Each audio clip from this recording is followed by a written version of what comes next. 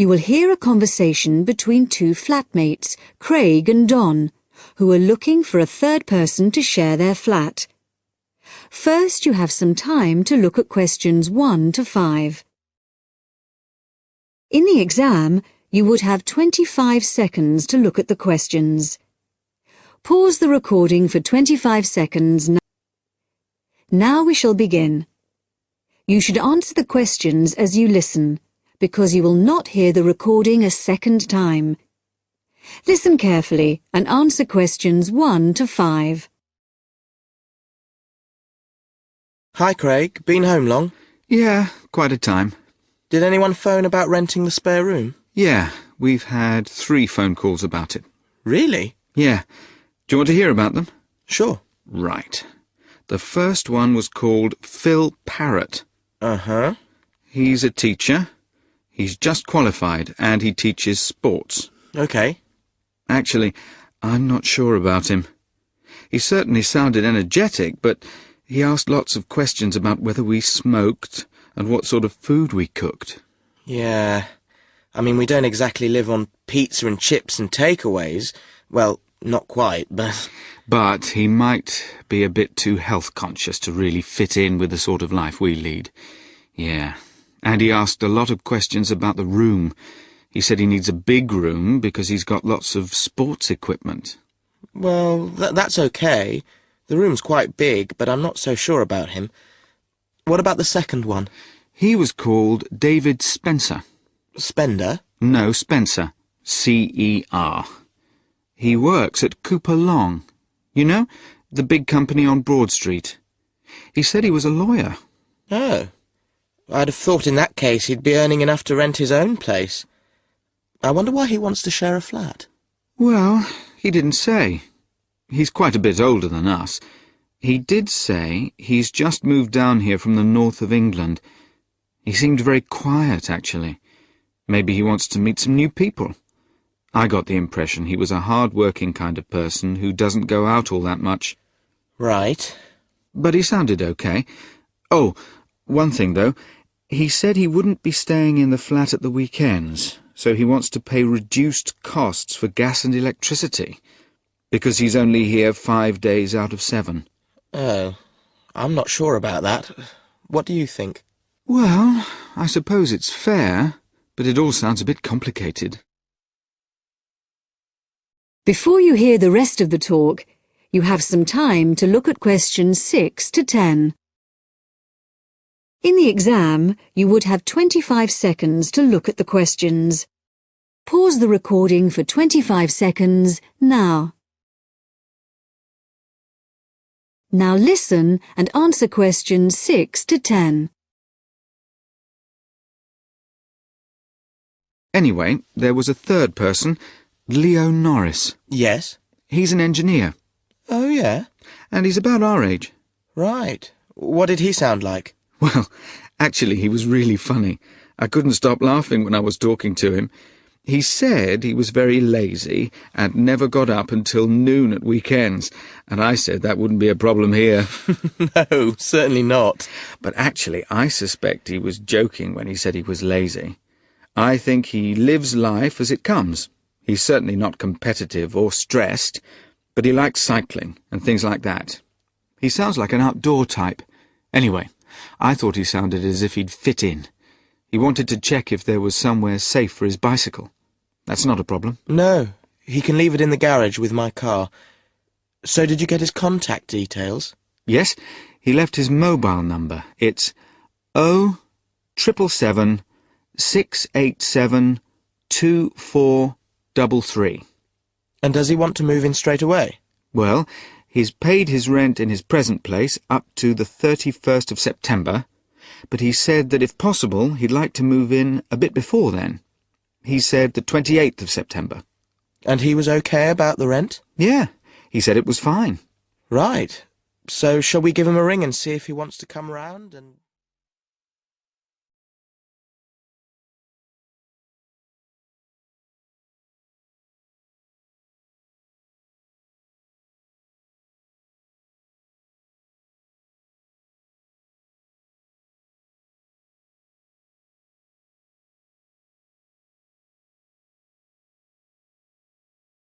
Now turn to Section 2.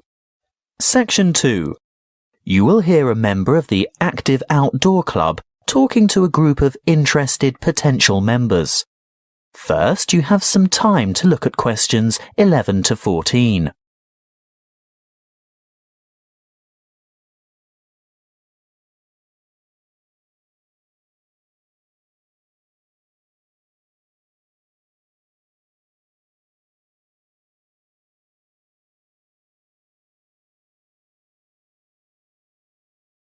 Listen carefully and answer questions 11 to 14. I'd like to welcome you all to our Active Outdoor Club. I'll start by telling you a little bit about the history of the club and all that it can offer, and there will be a chance for you to ask questions over tea and coffee in the lobby afterwards. You'll also be able to pick up pamphlets from the table at the back of the hall, and if you wish to purchase any of our products, Bill will serve you at the front counter. As most of you probably know, the club was founded by Nick Noble about 30 years ago. He thought of placing an advertisement in the local newspaper or erecting a billboard somewhere, but it was the radio that he decided on to reach the most people. You know, other people who might be interested in outdoor pursuits. Just basic activities like walking or tramping. Anything active that could take place in some of the beautiful outdoor settings that this country has to offer. Nick was overwhelmed by the response he got, and the club soon grew from a dozen or so friends and enthusiasts to around 200 members 20 years ago, and steadily since then to reach a membership of over 2,500 now. You don't have to be a hardened athlete or extreme adventurer. On the contrary, it's a group that encourages friendship and fellowship through social and recreational activities. The club tries to cater for all levels of maturity and both genders. In fact, anyone who has the physical ability and a moderate level of health and fitness to participate in open-air activity on a regular basis. I think our youngest member is a 5-year-old boy and our oldest member is a 75-year-old man. Of course, we have more challenging opportunities for those who are up to it, but all excursions are graded according to level of difficulty, and there will always be something for those families with small children. More about that later. I'm sure you realise that it's part of the focus of the club to ensure that our natural environment is kept as pristine as possible. We all have a keen interest in conservation, and many of our members contribute their time or give a monetary donation to organisations that work to enhance and beautify our natural heritage. Before you hear the rest of the talk, you have some time to look at questions 15 to 20.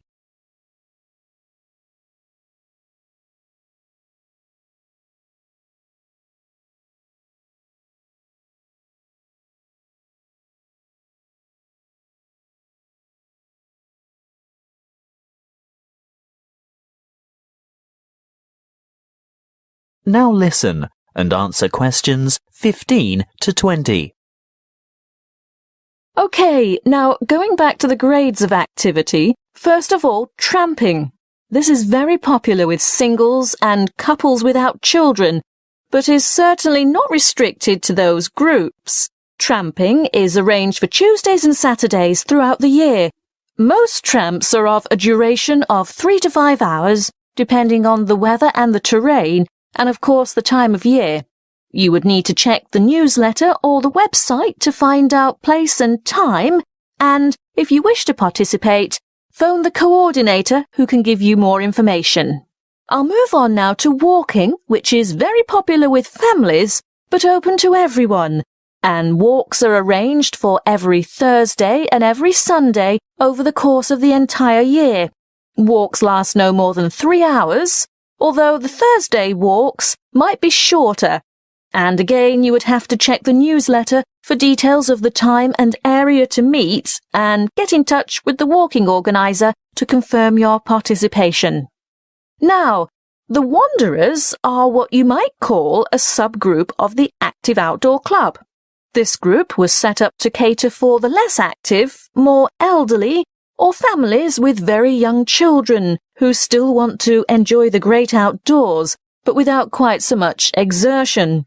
Bear in mind that the length of these activities is variable, but we're always home before dark. Any member of the club is welcome to join in their activities on a Sunday, which include visiting some of our more beautiful parks and botanical gardens, beach walks, picnics, and even boat trips to visit some of the small islands off the coast. Often guided tours can be arranged if there is enough interest. If you'd like to see what the Wanderers are up to, check the website and then phone the leader for more information. I'll bet you're all ready for that cup of tea now. But before I finish, I really must mention something that can be a lot of fun. A great opportunity to form new or strengthen existing friendships, and a chance to explore a part of the country that you may never have seen before. These are our mystery weekends. The committee puts a lot of time and effort into the organisation of these weekends away, not only for health and safety reasons, but also to ensure that everything runs smoothly and everyone has a good time. There will be a charge to cover travel and accommodation costs, but apart from that, it's an affordable and exciting weekend away from the city. For more information, call the chairman of the committee. You'll find his phone number in the newsletter. So, that's all I have to say at this point. Please enjoy the refreshments, chat with the others, and feel free to ask questions. All the committee members are wearing large red name badges, so they're easy to find. That is the end of section 2. You now have half a minute to check your answers.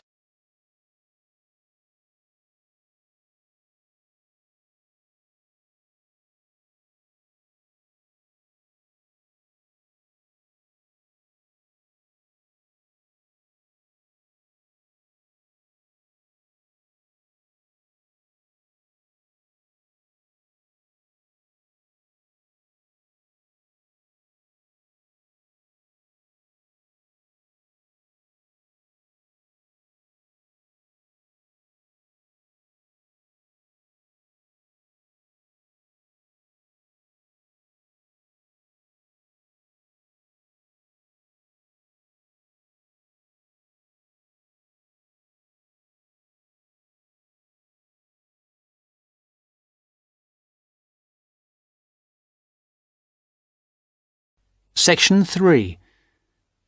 You will hear a tutor and some students talking about an assignment. Listen carefully and answer questions 21 to 26. Come in. Sit down. Good to see you. Hello. Hello. Now, this assignment.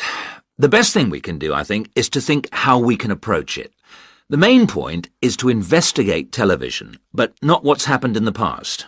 I was thinking that it would be necessary to go over the new media first and then... Yes, that's a way to make a start, but you need to do that quite briefly. But it's quite a complex topic. Yeah, I agree, but the emphasis must be on the future development of television as a cultural phenomenon. Yes. I've been reading the talk by Ashley Highfield. All right, and what do you take from that? What are the things that are competing with television? Well, to start with, there is the games console. Then there is the personal computer and the internet.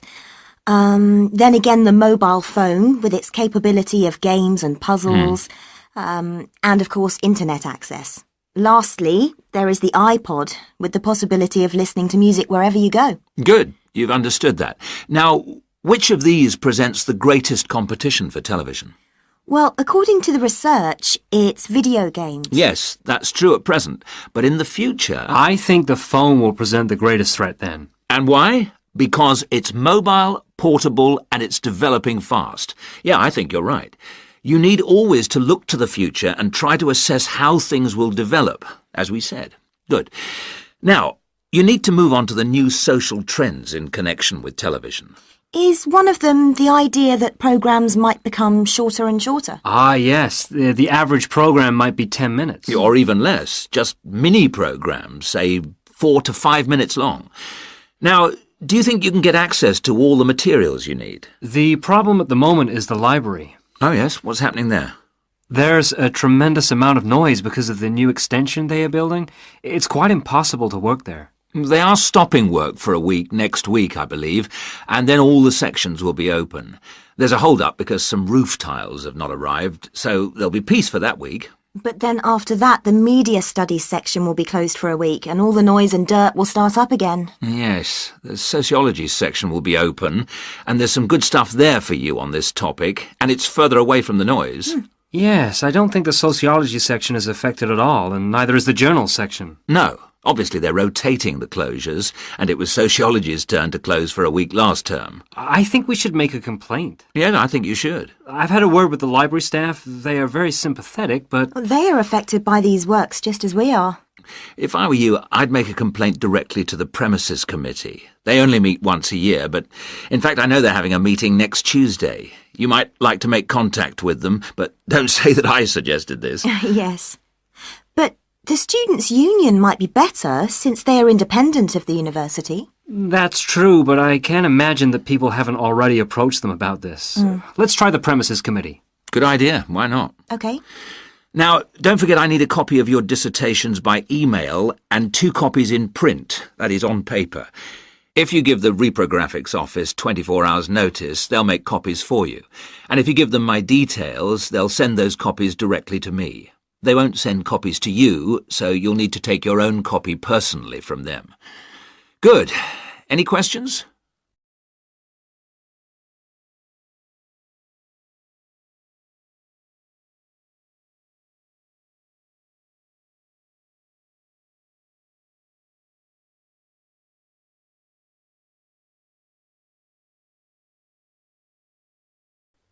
Now answer questions 27 to 30. One little thing was just that I wondered whether we should actually talk about that famous website. You know the one, YouTube. Ah, I was rather hoping you hadn't overlooked that. Good point. It's mostly homemade videos. I suppose you could say that each video is a television version of a podcast. Anything else? Yes, I've got a question, I'm afraid. I'm not completely clear about the exact meaning of culture, as we are using it in this subject. Well, Mrs. Jones is giving a lecture on culture and society in the University Theatre. It's on Wednesday at 10 a.m, and you can learn all about it there, I'm sure. Can you give us that again, please? Yes, that's Culture and Society. It's in the University Theatre. And, let me just check the time. Yes, here it is. 10 a.m. on Wednesday. She'll be giving a very thorough discussion of the issues in defining what culture means. Right. That's good. The thing is, the reading list confused me a bit. One thing that occurred to me was that it might be broken down into subsections for future students. Yes, that's a fair point. I'll bear that in mind. Now, don't forget, you need to do the reading and finish the assignment by the 4th of July. Is that okay? Fine. Thank you very much.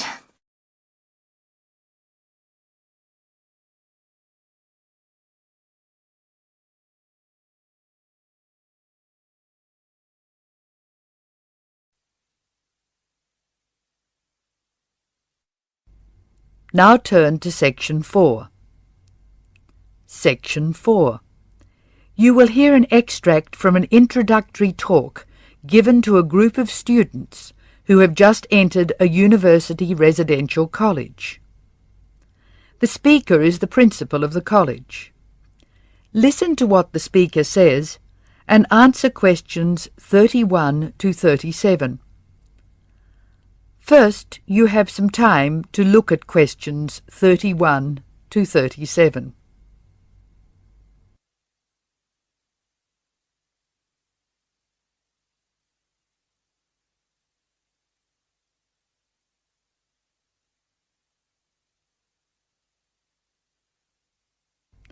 Now listen carefully and answer questions 31 to 37.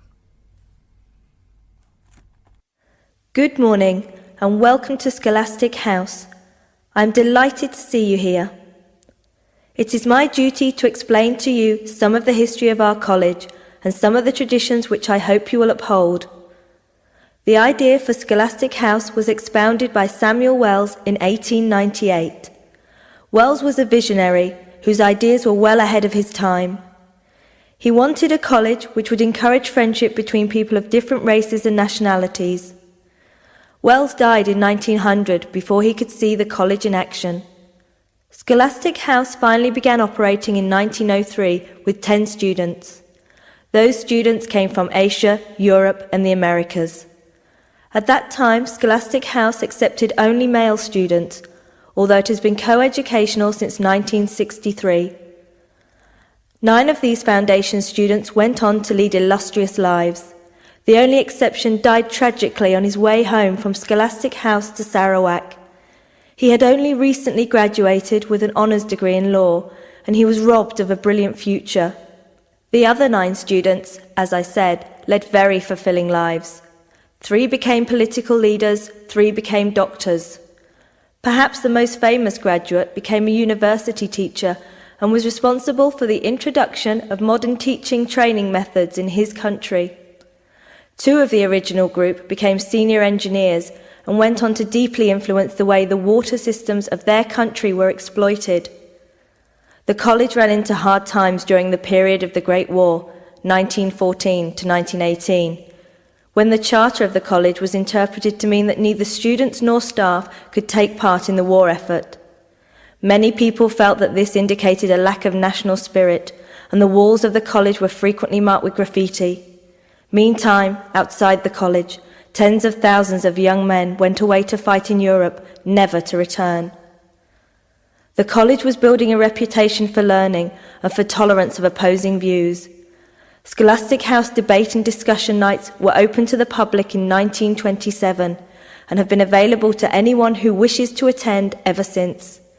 It is a proud tradition of the college that any view may be expressed, provided that it can be defended intellectually. Over the years, topics which were controversial at the time have been discussed and debated. Now look at questions 38 to 40.